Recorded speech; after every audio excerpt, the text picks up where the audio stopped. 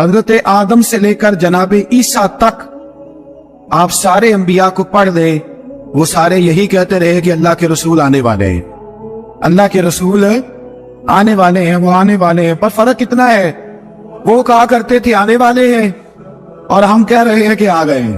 देखो मुसलमान, तू छोटा समझता है, तू शायद हल्का जानता है, होश कर और अपने अंदर के मुस्तफा करीम के उस गुलाम को बेदार कर। रब फरमाता है मैंने तुम्हारे ऊपर बड़ा ही एहसान किया, मैंने बड़ा ही एहसान किया। या अल्लाह क्या, और मैं इस बादशाह फीहिम रसूला, मैंने तुम्हें अपना शानों वाला रसूल अता किया है। देखो तो लोग कहते हैं हमें भी बड़ी खुशी है, हमें भी मिलाद नहीं हम मनाते, खुशी हमें भी बड़ी है, पर जुलूस में हम नहीं जाते। मैं दर्दमंदाना सवाल है भाई, हमें कैसे पता चलेगा तुम्हें खुशी है? खुशी हो तो कैसे पता चलेगा भाई? एक आदमी ने अपने भाई को बुलाया कि मेरे बेटे की शादी है, उसको कार्ड भेजा, उसने वसूल ही नहीं किया, मैं नाराज हूं। उसको कहा शादी की दावत पे आओ, कहा मैंने नहीं आना, मैं नाराज हूं। और हर बात पे कहता है मुझे बड़ी खुशी है पर तुम शादी करो, आना मैंने कोई नहीं, मुझे बड़ी खुशी है पर मैं बारात के साथ नहीं जाऊंगा, खुशी मुझे बड़ी है, खुशी मुझे बड़ी है पर मैं वलीमे में नहीं आऊंगा। तो आप उसको क्या जवाब देंगे? तो अपनी खुशी साम के रख कौन, आप तो ना ही कह रहे जंग है। ओ भाई, हम ये सिर्फ कह रहे हैं कि मुसर्रत का इजहार तो करो, खुशी का इजहार तो करो, थोड़ा सा तुम्हारे चेहरे तो बताएं कि तुम्हें मुस्तफा के आने की बड़ी खुशी है। और याद रखो ये मिलाद शरीफ का मौका पूरी उम्मत मुस्लिमा को पैगाम देता है, और ये मौका आलम कुफर तक ये पैगाम पहुंचाता है कि ये कौम आज भी सबसे ज्यादा जुड़ी है तो अपने नबी के कदमों के साथ जुड़ी हुई है। आपको पता है मिलाद इनकलाब का नाम है। मिलाद जब तक नहीं हुआ था तो बेटियां जिंदा दफन होती थी। आप उलमा से ये सुन तो लेते हैं पर जरा उस माशरे की बेहिसी तो देखो। बेटी जान होती है बाप, बेटी रौनक होती है घर की। ओ भाई, बेटी जो इतने बुखार वाली हुई तो आप पढ़िए ना, हजरत दाहिया कल्बी कहते हैं मैं मौजूद था जब वो शख्स आया था। लोग 12 रबीउल अव्वल के इस मामले को मामूली वाकया समझने लगे। ना भाई, हम तुम्हें पैगाम दे रहे हैं, ये मामूली वाकया नहीं। हजरत दाहिया कल्बी कहते हैं उस शख्स ने आके अर्ज की, या रसूल अल्लाह सल्लल्लाहु अलैहि वसल्लम, मैंने 100 बच्ची जिंदा दफन की है, जिंदा दफन।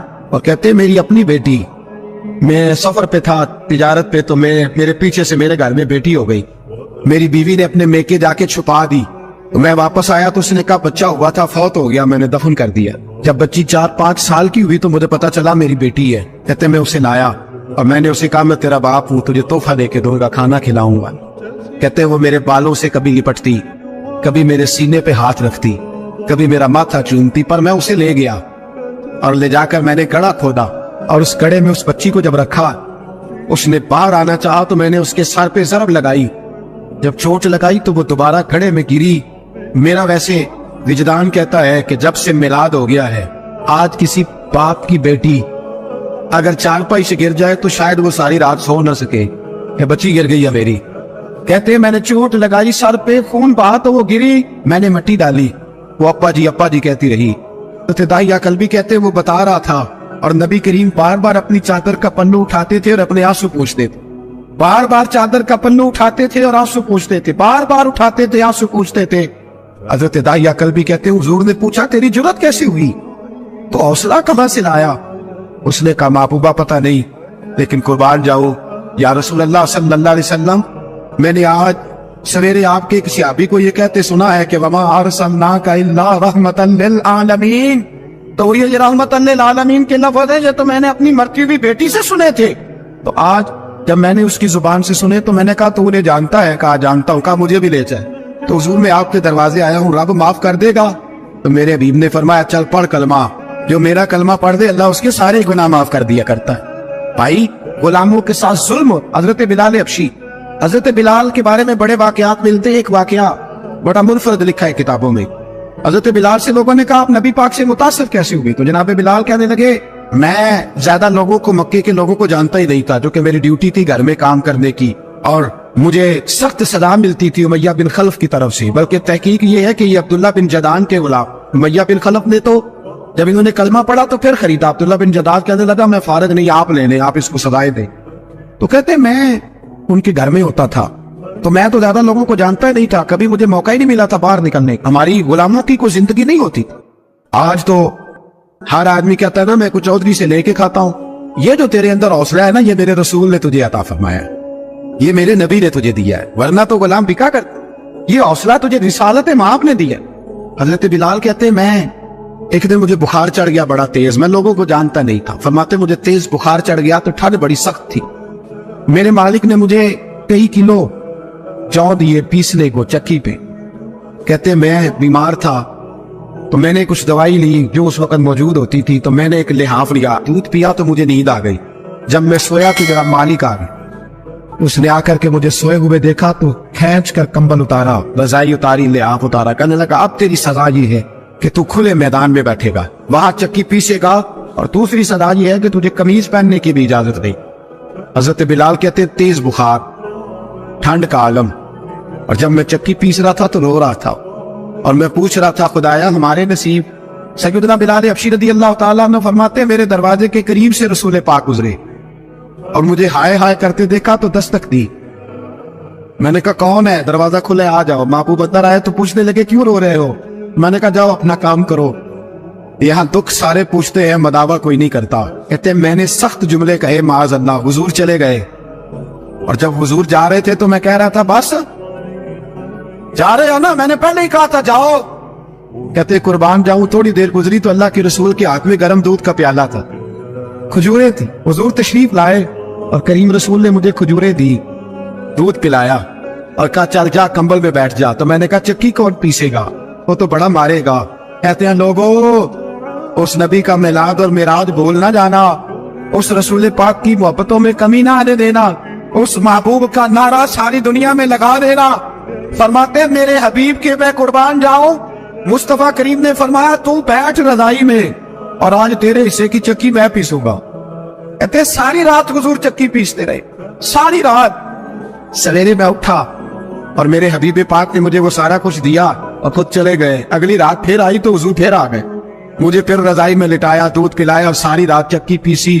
کہتے ہیں بس تیسرے دن حضور چکی پیس کے جانے لگے تو میں نے قدم تھام لیے۔ میں نے کہا بیبا دنیا ساری جھوٹ بولتی ہے، زمانہ سارا غلط کہتا ہے، جو غلاموں کے حصے کا کام کرے وہ اللہ کا سچا رسول ہوا کرتا ہے۔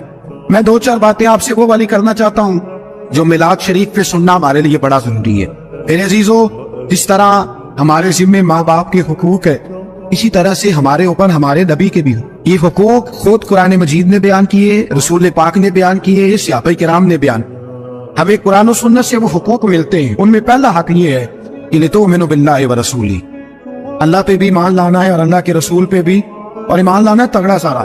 اس طرح نہیں کہ بات آپ کی صحیح ہے، رزق حلال کھانا چاہیے پر گزارا بھی تو نہیں نہ ہوتا آرام کے بغیر، جھوٹ کے بغیر کام بھی تو نہیں نہ چلتا، یہ نہیں۔ جو حضور کہتے ہیں اس پہ ڈٹ جا، یہ ایمان ہے، یہ حق ہے نبی پاک، جو حضور کہتے ہیں اس پر تو ڈٹ جا۔ ایک صحابی تھے حضرت سراقہ بن مالک رضی اللہ تعالیٰ عنہ، نبی پاک نے فرمایا تھا اس وقت تک موت نہیں آئے گی۔ کسرا کا ایک بادشاہ تھا تو وہ بڑے وزنی سونے کے کنگن پہنا کرتا تھا، اور جب وہ کوئی بات کرتا تھا نا، فیصلہ کرتا تھا تو کنگن ہلاتا تھا۔ عرب کے اندر مشہور تھا کنگنوں والا بادشاہ، سونے کے موٹے کنگن اس نے پہنے ہوئے۔ تو نبی پاک صلی اللہ علیہ وسلم نے حضرت سراقہ سے کہا تھا اس وقت تجھے موت نہیں آئے گی جب تک کسرا کے کنگن تیرے ہاتھوں میں نہیں آنا۔ ایک جنگ کا موقع تھا، کافر قلعہ بند ہو گئے، انہوں نے نا بہت بڑا ایک قلعہ تھا، بڑی دیواریں تھی، اندر سے کنڈی لگا لی، باہر نہیں نکلتے۔ مسلمانوں کی مجبوری تھی کہ وہ باہر نکلے تو جنگ کریں۔ ایک منجنیق ہوتی تھی، اس طرح غلیل نہیں ہوتی، اس طرح دو پاس بہت لمبے باندھ کے، تو اس کے اندر جس طرح وہ چولہا ہوتا تھا بچوں کا کہ پینگ آخی دسی انہوں، اس طرح اس کو بنایا جاتا تھا، اور پیچھے اس کے اندر گھوڑا رکھ کے لوگ کھینچتے تھے پیچھے، اور جب چھوڑتے تھے تو وہ جا کے دشمن پہ لگا کرتے۔ اسی کو دیکھ کر پھر توپ ایجاد کی گئی۔ حضرت سراقہ بن مالک کہنے لگے اس منجنیق میں مجھے بٹھاؤ اور کھینچ کے اندر پھینکو، میں اندر سے جا کے دروازہ کھول دیتا ہوں، ایمان کی بات کر رہا ہوں، اندر جا کے دروازہ کھولتا ہوں۔ تو صحابہ کہنے لگے پہلی تو بات یہ ہے کہ جب تو اندر گرے گا تو تیری ہڈی پسلی کوئی نہیں بچے گی، اور اگر بچ بھی گئی تو جن کے بیچ تو جائے گا وہ تجھے چھوڑیں گے، رسک نہ لے، تو نہیں بچے گا اگر اندر گیا تو۔ جناب سراقہ بن مالک آنکھیں کھول کے دیکھا، فرمانے لگے تم مجھے پھینکو، مجھے کچھ بھی نہیں ہوگا، بالکل بے فکر ہو کے پھینکو۔ کہا کس لیے؟ فرمایا اس لیے کہ میرے رسول نے فرمایا تھا تو اس وقت تک نہیں مرے گا جب تک کسرا کے کنگن نہیں آ جاتے۔ کنگن ابھی نہیں آئے، جب تک کنگن نہیں آئیں گے حضرت اسرائیل بھی کوئی نہیں آئیں گے۔ ساڈے نبی دی زبان ساڈے واسطے قرآن۔ حضرت سراقہ بن مالک کو پھینکا، اندر گئے، گرے بھی، دروازہ بھی کھولا، باہر بھی آئے، سارا کچھ ہوا، اور باہر آ کے لوگوں سے کہنے لگے تمہیں کہا نہیں تھا کہ میرے نبی کے فرمان بڑے سچے ہیں؟ ہوا ہے کچھ؟ زمانہ گزر گیا، حضرت عمر کا دور آیا تو حضرت سراقہ بڑے بوڑھے ہو گئے، یہ آنکھیں جھک گئی، بال سفید ہو گئے، بیمار ہو گئے، ضعیفی آ گئی۔ اس وقت کسرا کا علاقہ فتح ہوا اور کنگن حضرت عمر کے پاس آئے تو جناب عمر فاروق رضی اللہ تعالیٰ عنہ نے فرمایا جاؤ بلاؤ سراقہ کو۔ تو لوگ کہنے لگے حضور وہ تو اٹھ نہیں سکتے، بوڑھے ہو گئے۔ فرمایا ایک دفعہ کان میں جا کے کہو تو صحیح، کہو تو صحیح۔ کہتے کان میں جا کر سراقہ کنگن آ گئے ہیں تو اس بوڑھے کو اللہ نے زلیخا کی طرح جوانی عطا، اٹھے۔ اور حضرت عمر کے زمانے میں جب مسجد نبوی بھری ہوئی تھی، کسرا کے کنگن حضرت سراقہ نے پہنے تو صحابہ پھر میرے رسول کے نعرے لگا دیتے، کہنے لگے دیکھو میرے نبی نے جو فرمایا حق اور سچ فرمایا۔ ایمان کی مضبوطی لائیں۔ مسلمان کمزور باتیں کرتا ہے، اس کمزوری سے باہر آئے۔ یہ کہتا ہے میں مسلمان ہو جاؤں گا، نمازی ہو جاؤں گا تو دکان کیسے چلے گی، داڑھی رکھوں گا تو حالات کیسے بدلے گی۔ باہر آئے، ایمان میں مضبوطی لائے۔ پہلی بات حضور پہ ایمان لاؤ، دوسری بات نبی پاک کی تعظیم اور توقیر کرو، تعظیم مصطفیٰ کرو۔ کس طرح کرو، کس حد تک کرو، اس کی کیفیات کیا ہے، اس کا طرز کیا ہے، کتنی تعظیم کرنی ہے۔ تو وہ بھی عروہ بن مسعود ثقفی نے 1400 صحابہ کا کٹھا عمل بتایا ہے۔ جب وہ آئے نبی پاک کے پاس حدیبیہ کے موقع پر اور واپس گئے تو جا کے کہنے لگے میں دیکھ آیا ہوں، میں نے ساری زمانہ دیکھا ہے پر جو ادب نبی پاک کی امتی اپنے نبی کا کرتے ہیں وہ میں نے کسی کا کرتے نہیں دیکھا۔ اور وہ ادب کس طرح کا؟ عروہ بن مسعود کہنے لگے ابو سفیان یار میں نے عجیب منظر دیکھا ہے کہ نبی پاک نے ناک سے ریٹھ نکالی ہے اور عثمان غنی جیسے مالدار آدمی نے اپنے ہاتھ پہ لے کے چہرے پہ مل لی ہے۔ میں نے عجیب منظر دیکھا ہے کہ حضور نے پانی منہ میں ڈالا کلی کرنے کے لیے اور بلغم مبارک نکلی ہے تو عبد الرحمن بن عوف جیسا سردار اور سیانہ بندہ اس کو لے کے چہروں پہ مال رہا ہے۔ اور میں نے دیکھا عمر فاروق جیسے لوگ، عثمان غنی، مولا علی جیسے دلیر لائنوں میں کھڑے ہوئے کہ حضور کے جسم سے لگے ہوئے پانی کا ایک قطرہ ہمیں مل جائے اور اس قطرے کے ساتھ ہم اپنے وجود کو مس کریں تاکہ اللہ ہمیں بھی تبرک عطا فرما دے۔ صحابہ نے تعظیم رسالت مآب کا وہ منظر بیان کیا، وہ کیفیات بیان کی کہ لوگ آشش کر اٹھے اپنے دلوں میں حضور کی تعظیم۔ اور پھر ہے اطاعت رسول، جو حضور کی فرما برداری نہیں کرتا۔ نبی پاک نے فرمایا جو میرا ہوگا وہ میرے ساتھ جنت میں جائے۔ حضور آپ کا کون ہے؟ فرمایا جو میری مانے وہ میرا ہے۔ ہم کس کے غلام ہیں؟ بھئی غلام کی اپنی مرضی نہیں ہوتی، اس کی اپنی مرضی نہیں ہوتی، اس کی اپنی چاہت نہیں ہوتی، مرضی وہ جو اس کے آقا کی۔ اگر نبی پاک کے غلام ہے تو رنگ روپ نبی پاک جیسا ہونا چاہیے، اٹھنا بیٹھنا رسول پاک جیسا ہونا۔ اور کس طرح کا ہونا چاہیے؟ لو سنو ایک حدیث، یہ بخاری ہے اور دیگر کتب میں بھی موجود ہے۔ جب حضرت ابوبکر صدیق نبی پاک کو لے کے آئے نا یہاں مدینہ طیبہ، تو مدینے کے سارے لوگوں نے نبی پاک کی زیارت نہیں کی تھی، کچھ نے دیکھا تھا کچھ نے نہیں دیکھا۔ جب یہاں لے کے آئے جناب صدیق اکبر تو کہتے ایک درخت کے نیچے دونوں بیٹھ گئے۔ اب حال یہ تھا کہ جس طرح کے کپڑے حضور کے تھے جناب صدیق اکبر کے بھی اسی طرح کے تھے، جس طرح کا لباس حضور نے استعمال کیا اسی طرح، اور جس طرح کا امامہ جناب محبوب نے باندھا ویسا ہی جناب صدیق اکبر نے۔ اور صحابہ کہتے ہیں اگر امامے کا ایک پیچ کہیں سے حضور کا ڈھیلا تھا نا جناب صدیق اکبر کا بھی ڈھیلا تھا۔ اس طرح ہر چیز رنگی ہوئی تھی حضور کے رنگ میں، کچا رنگ للاری والا اے جڑا چڑھدا لیندا رہندا، عشق تیرے دا رنگ محمد چڑھ جائے پھر نہیں لہدا۔ کہتے وہ ساری کیفیات وہی تھی۔ اب مدینے کے جن لوگوں نے دیکھا نہیں تھا نا، کچھ لوگ تو نبی پاک سے سلام لیتے ہاتھ چومتے بیٹھ جاتے اور کچھ حضور کے پاس ہی نہ آتے، جناب صدیق اکبر کے ہاتھ چومتے بیٹھ جاتے۔ حضرت صدیق اکبر سمجھ گئے کہ لوگوں کو دھوکا ہو رہا ہے، انہوں نے پتہ کیا کیا، ایک چادر لی، موسم تھا گرمی کا اور دھوپ نکلی ہوئی تھی، اگرچہ سائے میں بیٹھے تھے پھر بھی حضرت صدیق اکبر نے نبی پاک کے اوپر سایہ کر، تاکہ لوگوں کو پتہ چل جائے جو سایہ کرنے والا ہے وہ غلام ہے اور جس پر سایہ کیا جا رہا ہے وہ آقا ہے، وہ آقا ہے، سایہ کر دیا جناب۔ اب لوگوں کو پتہ چلا۔ ہمارے علماء کہتے ہیں کس قدر زیادہ جناب صدیق اکبر نے اپنے آپ کو حضور کے رنگ میں رنگا تھا کہ کوئی پہچان نہیں سکتا۔ یہاں تو بھائی یورپ کے ممالک میں مسلمان حکمران کھڑے ہوتے تو پتہ ہی نہیں چلتا مسلمان کون سا ہے عیسائی کون سا ہے، جس طرح کی پینٹیں ان کی ہے اسی طرح کی ان کی ہے، جس طرح کے چہرے ان کے اسی طرح کی ان کی۔ مسلمان کی انفرادیت ہے، اس کا رنگ روپ بتاتا ہے کہ یہ رسول پاک کا ماننے والا۔ اب یہاں ایک بات اور میں کر جاؤں، لطیف بات ہے، یہاں بزرگ فرماتے وہ چند منٹوں کے لیے سایہ کیا تھا جناب صدیق اکبر نے نبی پاک کے اوپر، چند منٹوں کے لیے، تو حضور نے اس کا صلہ یہ دیا ہے کہ قیامت تک حضرت صدیق اکبر کی قبر پہ اپنے گنبد کا سایہ کر دیا ہے، قیامت تک کے لیے سایہ۔ تو امت کی سب سے بڑی ڈیوٹی لگائی ہے نبی پاک، وہ ڈیوٹی یہ ہے کہ امت نبی پاک کا دین آگے پہنچائے، یہ ڈیوٹی ہے امت کی۔ یہ پیغام آج آپ نے ضرور یاد رکھا، امت کی ڈیوٹی ہے کہ نبی پاک کا دین لے کے جائے۔ مدینے میں مرنے کی بڑی فضیلت ہے نا، لیکن حضرت بلال کی قبر کہاں ہے؟ ملک شام میں۔ اگر وہ فضیلت دیکھتے رہتے نا کہ مدینے میں دفن ہوں گا تو سیدھا جنت میں جاؤں گا، کام نہیں کر سکتے۔ अगर वो फजीलत देखते रहे। मदीने में मरने की बड़ी फजीलत है, पर हजरत साद बिन अबी वकास की कब्र चाइना में। मदीना के अंदर विशाल की बड़ी फजीलत है, पर हजरत अबू अय्यूब अंसारी की कब्र तुर्की में। भाई सहाबा फैल गए, गली गली नगर नगर गए, उन्होंने जगह जगह जाके नबी पाक का दीन फैलाया। तू 10,000 मस्जिद देख के फारिग हो जाता है? यहाँ लोग बड़ी जुबानें खोल खोल के कहते हैं उलमा कुछ नहीं करते, मौलवी सो गए। और खुदा के बंदो 10-10 हजार रुपया लेके ये लोग 5 वक्त मस्जिदों में अदाने पढ़ते। और कभी लोगों के दुखों को जाके देखो तो पता चले क्या अशर है, क्या प्रोटोकॉल है मौलवी का मुआशरे, क्या एहतराम रह गया, कौन सा दर्जा है। इसका दिल करता है वो 2-4 बातें करके गुजर जाता है, लेकिन उलमा की जिंदगियां कभी पढ़ के देखो। अगर दीन के चमन में बहार है तो इन उलमा की वजह से ही है। वो जो मोटे दरबारों के सजादा नशीन पीर है वो तो निकलते ही नहीं, वो तो किसी न किसी सियासी जमात के मेंबर है, वो कब निकलेंगे। जितने डंडे खाते हैं ये मौलवी खाते हैं। और यार अभी तक इस उम्मत ने दुआए कुनूत याद नहीं की। रसूलुल्लाह के नाम लेने वालों को अभी तक हुजूर के 10 अशरा मुबशरा सहाबा के नाम याद नहीं। और यारो इतना बड़ा जुल्म के नबी पाक की अज़वाज के नाम याद नहीं। इतनी बड़ी ज्यादती के लोगों को दीन के मोटे मोटे मसलों का नहीं पता। मेरे साथ दाएं बाएं जो लोग रहते हैं मैं उन्हें भी दीन न सिखा सकूं। तेरी मेरी ड्यूटी है, हक ने कर दी है दोरी दोरी खिदमतें तेरे सुपुर्द, खुद तड़पना भी है औरों को तड़पाना भी है। मैदान में निकलना है करिया करिया, कूचा कूचा, नगर नगर। रसूलुल्लाह सल्लल्लाहु अलैहि वसल्लम के गुलामों, काम अभी खत्म नहीं हुआ। इकबाल कहा करते थे नूर तौहीद का इत्माम अभी बाकी है, अभी दूर दूर तौहीद का नूर फैलाना है। 4.5 अरब काफिर को मुसलमान करना है, जो मुसलमान दीन से दूर है उन्हें करीब लाना है। हमारे जवानों को गलत गाइड किया जा रहा है, इन्हें बताया जा रहा है बुत पूजने वाला भी किसी न किसी रंग में अल्लाह को पूछता है।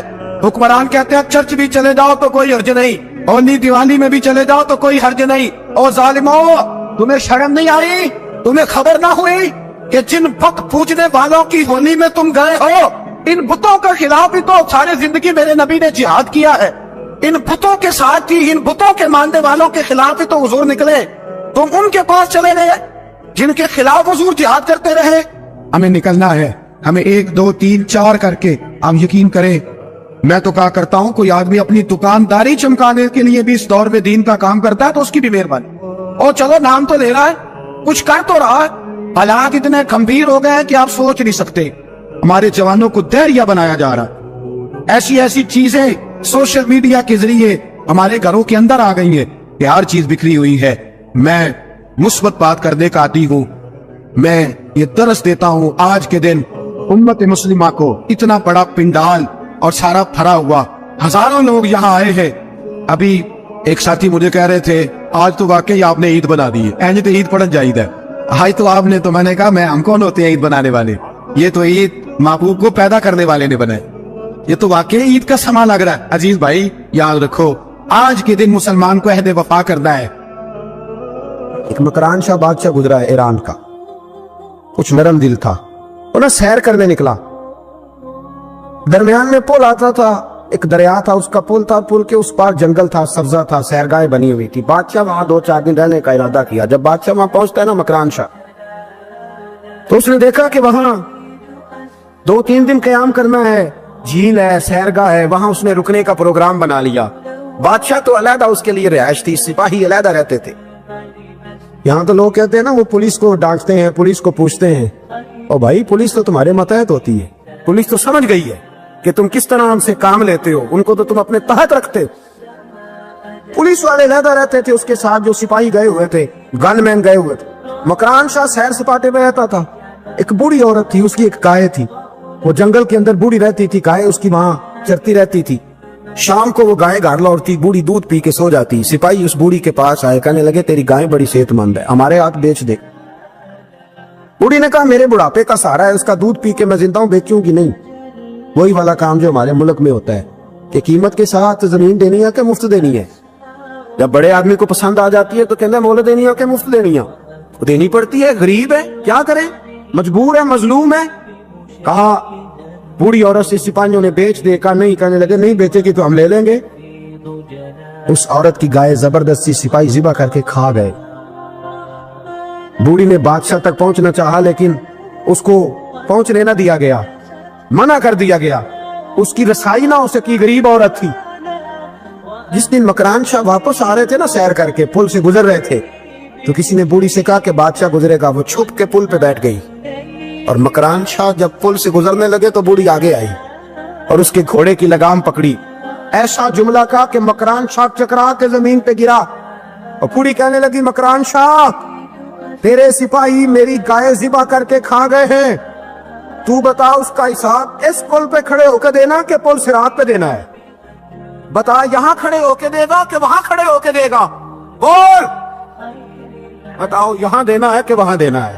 دینا تو پڑے گا، یہاں دو گے تو ہو سکتا ہے قیامت میں بچ جاؤ، اور اگر یہاں نہیں دو گے تو وہاں لٹکا دیے جاؤ گے، رسوا کیے جاؤ گے، پوچھا جائے گا۔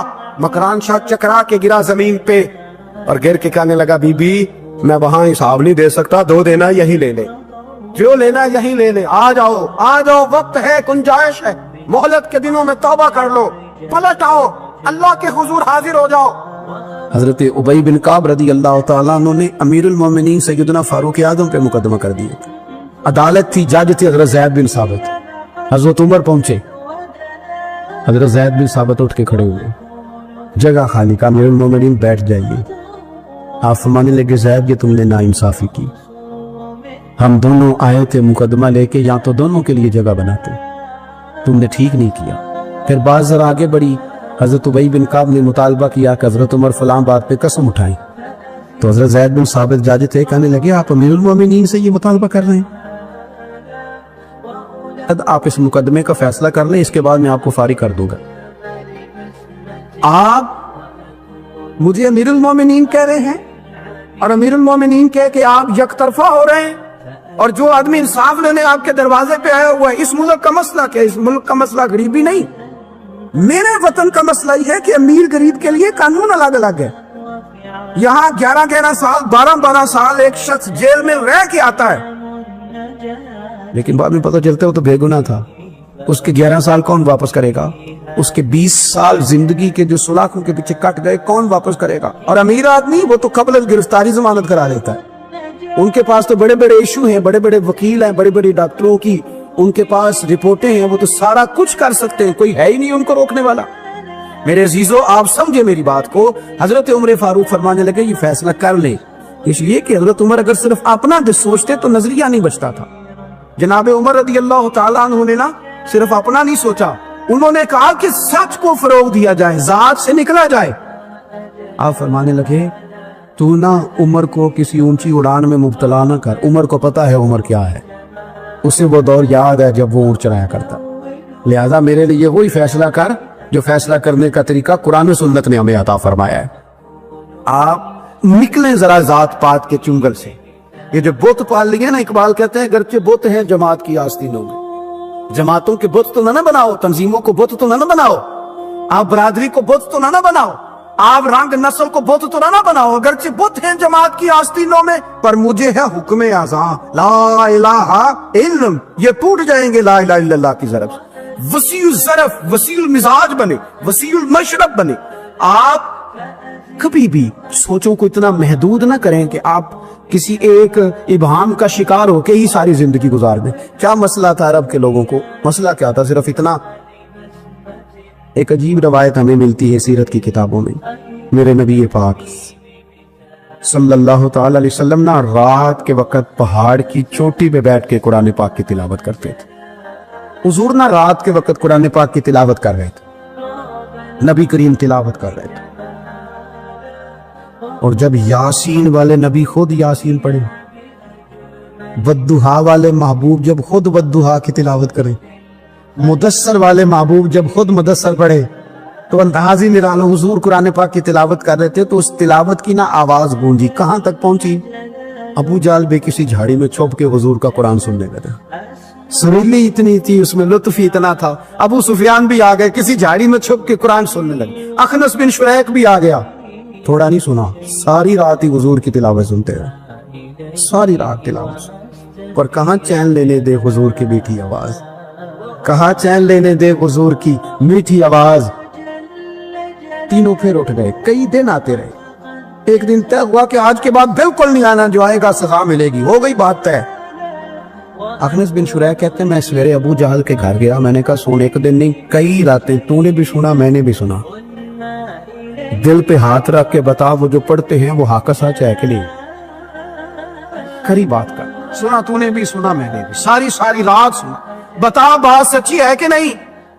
तो अबू जाल कहने लगा एक एक अरब सच है, एक एक बात सच्ची है, तो तू मानता क्यों नहीं? फिर तू मानता क्यों नहीं?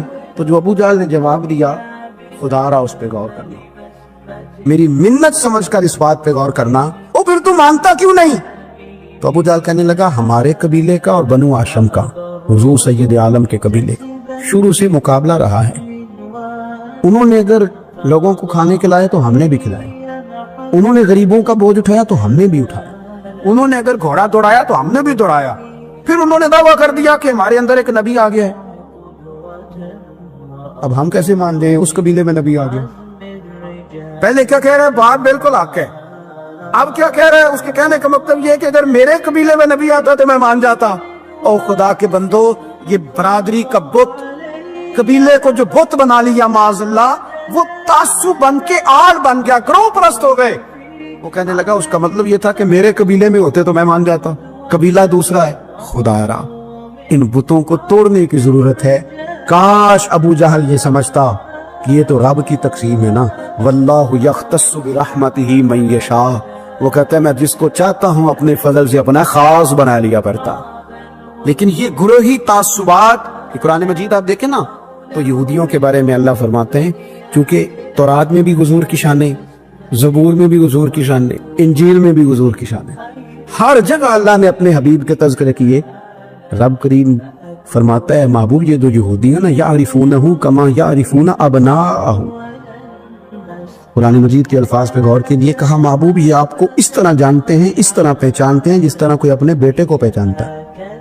जुड़वा बच्चे हो ना, जुड़वा शक्लें भी एक जैसी हो तो और कोई पहचाने ना पहचाने, बाप और माँ पहचानते हैं कि ये फलाना है, और ये उनको पता चलता है। कहा महबूब जिस तरह ये अपने बच्चों को पहचानते हैं ना, उस तरह आपको जानते हैं।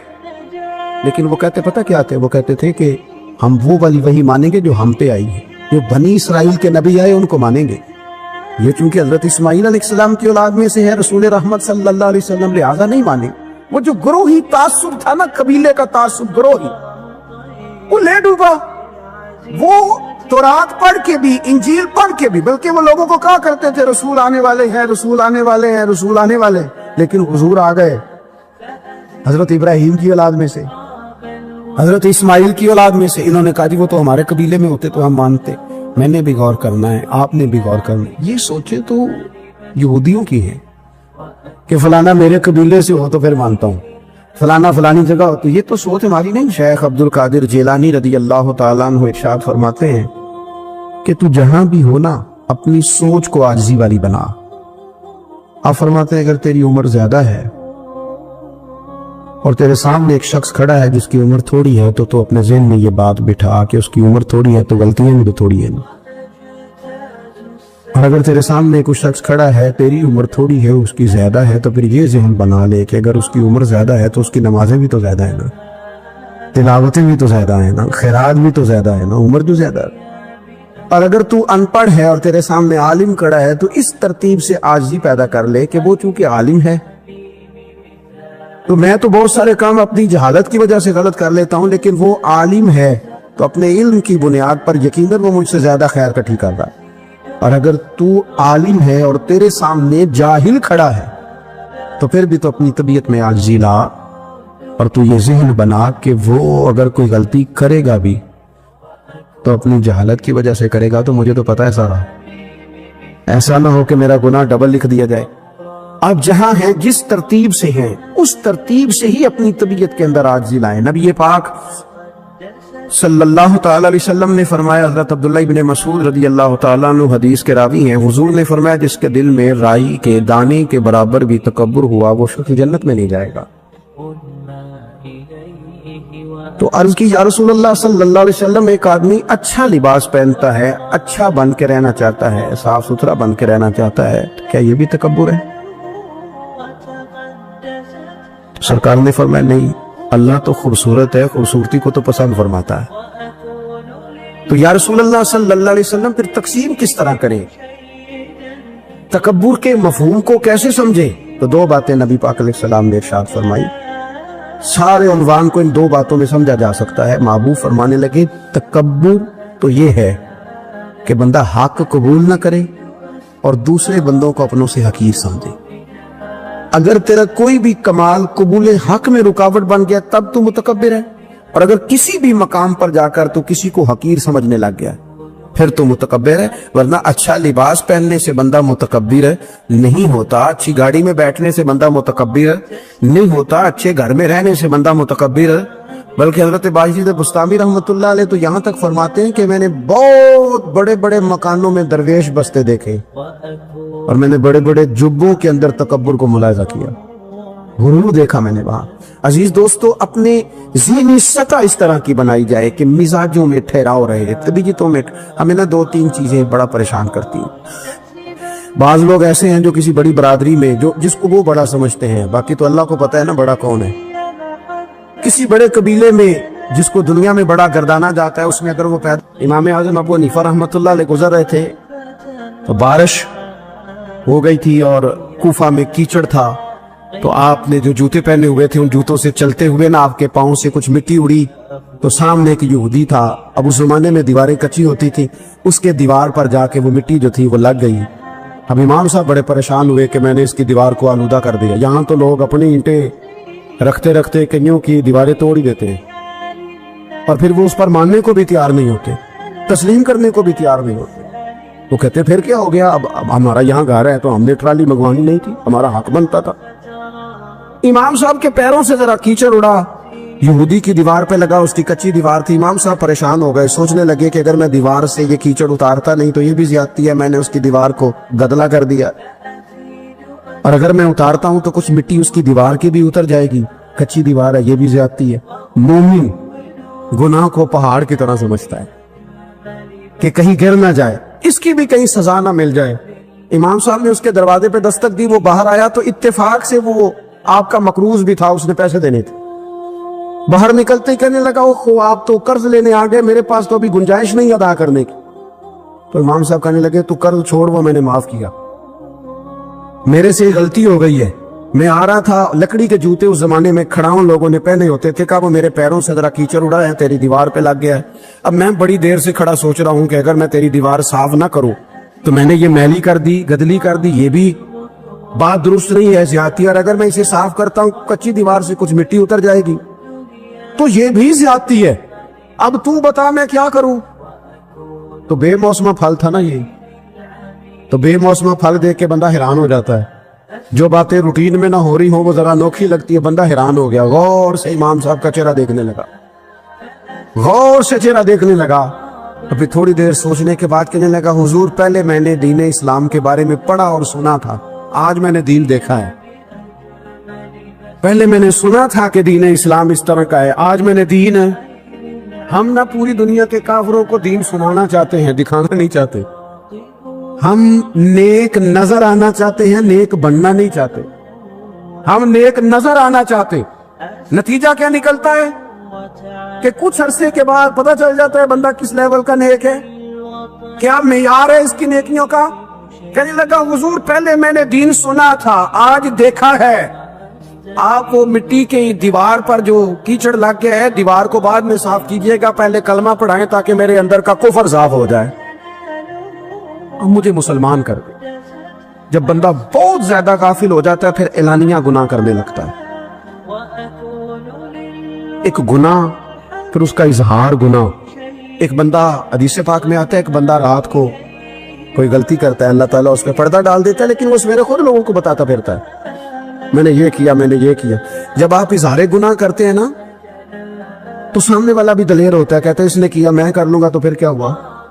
ہمارے علماء نے لکھا ہے کسی کی نماز قضا ہو جائے تو کسی کو بتائے نہ، قضا پڑھ ڈالے، اس کا جگہ جگہ ذکر نہ کرے. جب آپ کہیں گے نا میری قضا ہو گئی تو آپ کے ساتھ رہنے والا بچہ دوست سمجھے گا یار اس کی قضا ہو گئی ہے تو میری بھی ہو جائے گی تو کیا ہو. گناہ کرنا بھی گناہ ہے اور گناہ کا اظہار بھی گناہ ہے. نبی اکرم صلی اللہ تعالیٰ علیہ وآلہ وسلم نے ارشاد فرمایا میری ساری امت کو معافی مل جائے گی سوائے ان لوگوں کے جو اعلانیہ گناہ کرتے ہیں. یہ بخاری مسلم دونوں میں حدیث موجود ہے. جو اعلانیہ گناہ، جنہوں نے خود ساری دنیا کو گواہ بنا لیا، میں نے یہ بھی جرم کیا، یہ بھی کیا، یہ بھی کیا، یہ بھی کیا.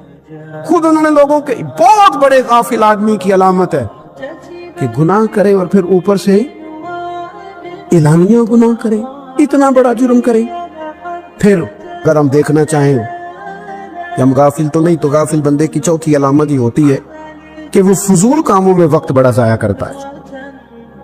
फजूलियात में इधर बैठे हैं, उधर बैठे हैं, यहाँ गपशप हो रही है, वहाँ मोबाइल देखा जा रहा है। फिर कुछ टाइम मिला है तो फिर कहीं दूर दराज किसी होटल पे खाना खाने चले गए। फिर कुछ टाइम मिला तो चलो निकलते हैं, जरा कोई हफ्ता सैर कर आते, यहाँ गपशप है, फलां को डिस्कस कर लेते हैं, फलां के बारे में बात कर लेते हैं, सियासी तबसरे कर लेते हैं। ये थोड़ी गुफ्तगू हो जाती, चले मोहल्लेदारों पे तबसरा शुरू करते हैं, कौन रोटी ज्यादा खा रहा है और किसके पास पैसे ज्यादा आ गए, चलो जाके पता करते हैं। हालांकि ये पता नहीं करना चाहिए था, पता तो उसका करना चाहिए था जो बेचारा कल से भूखा है। खबर तो उसकी रखनी चाहिए थी जिस बेचारे के घर में बच्चों के लिए पहनने को कपड़े मौजूद नहीं है। उस पर तबसरा ये करते हैं कि ये मेहनत क्यों नहीं करते, और अगर किसी पर अल्लाह अता कर दे फिर हिसाब जरूर लगाते हैं कि जरा मालूमात करो ये इतनी जल्दी आगे कैसे निकल गई। गाफिल बंदे की अलामत है वक्त का जाया कर और फजूल कामों में जाया कर और बिला वजह जाया, और ऐसे सवालात करना जिनकी जरूरत ही कोई नहीं, बिल्कुल जरूरत ही नहीं, कोई मतलब ही नहीं। लेकिन हम लोग वक्त जाया, ये गफलत की अलामत, गफलत। अल्लाह वालों की अलामत क्या थी, एक बात उन्होंने जिंदगी में ले ली, सीख ली, फिर सारी जिंदगी उसी पे गुजार दी। उनका इरादा था ना कशकोर सीधा किया। कुछ लोग सारी जिंदगी लेक्चर कुबूस ले लेके सुन सुन के फिर भी समझने को तैयार है, ये गाफिल दिल की अलामत है। इसलिए नबी पाक सल्लल्लाहु ताला अलैहि वसल्लम ने फरमाया, दो नेमतें ऐसी हैं जिनमें अक्सर लोग गफलत में हैं, एक सेहत और दूसरी फरागत। लोग बिला वजह वक्त जाया करते। अल्लाह ने सेहत दी है, किसी खैर के काम में लगाएं। अगर आपके पास फारी वक्त है तो कुरान पाक को याद करें, तर्जुमा और तफसीर से पढ़ें, महबूब पाक अलैहिस्सलाम की अहादीस को याद करें, अल्लाह वालों की बातें सुने। वक्त मिले तो इबादत में लगाएं, नवाफल में लगाएं, तिलावत में लगाएं, जिक्र अज़कार में लगाएं, और फिर अल्लाह मजीद तौफीक अता करे तो किसी के भले में वक्त लगाएं। गली से कोई कांटा उठाएं, कोई रोड़ा उठाएं, कोई किसी की मदद करे।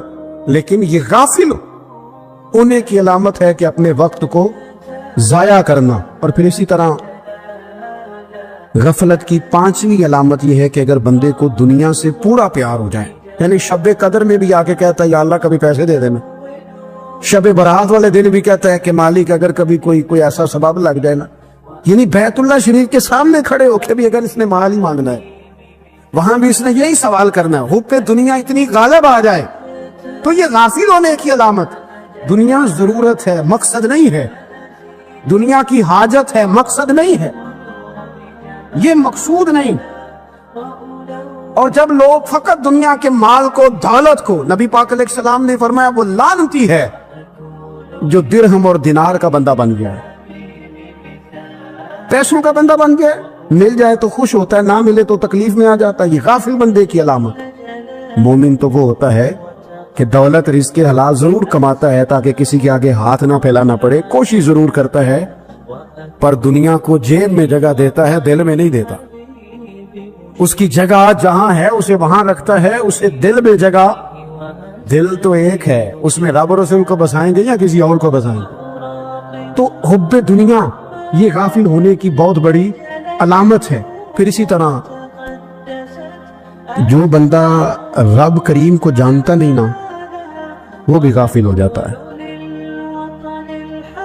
एक तो जो ये नहीं ना जानता कि रब करीम सजा देगा, मुझे देख रहा है, उसे ना ऊँग आती है ना नींद आती है, जो इसकी मार्फत नहीं रखता कि मेरा रब हर वक्त मुझे देख रहा है, वो भी गाफिल हो जाता है। जिसे पता हो ना को मुझे देख रहा है, वो गाफिल नहीं होता। और जो ये समझ लेता है ना कि शायद माज़अल्लाह सुम्मा, इस यकीन को पक्का नहीं करता, वो गाफिल हो जाता है। और एक जो ये नहीं ना जानता कि रब मेहरबान कितना है, वो भी गाफिल हो जाता है। मुझे बताइए, सबसे ज्यादा तो बंदा उसके दरवाजे पे जाता है ना जो सबसे ज्यादा मेहरबानी करने वाला हो, उस दरवाजे से बंदा उठता ही नहीं। तो जिसको ये यकीन हो जाए ना सबसे ज्यादा करम फरमाने वाली जात अल्लाह रसूल की है, वो कभी रब रसूल से गाफिल नहीं होता, वो कभी अल्लाह रसूल का दरवाजा छोड़ के नहीं जाता, वो कभी किसी और जगह जाके पनाह तलाश नहीं करता। जिसे पता चल जाए ना वो करीम कितना है, मेहरबान कितना।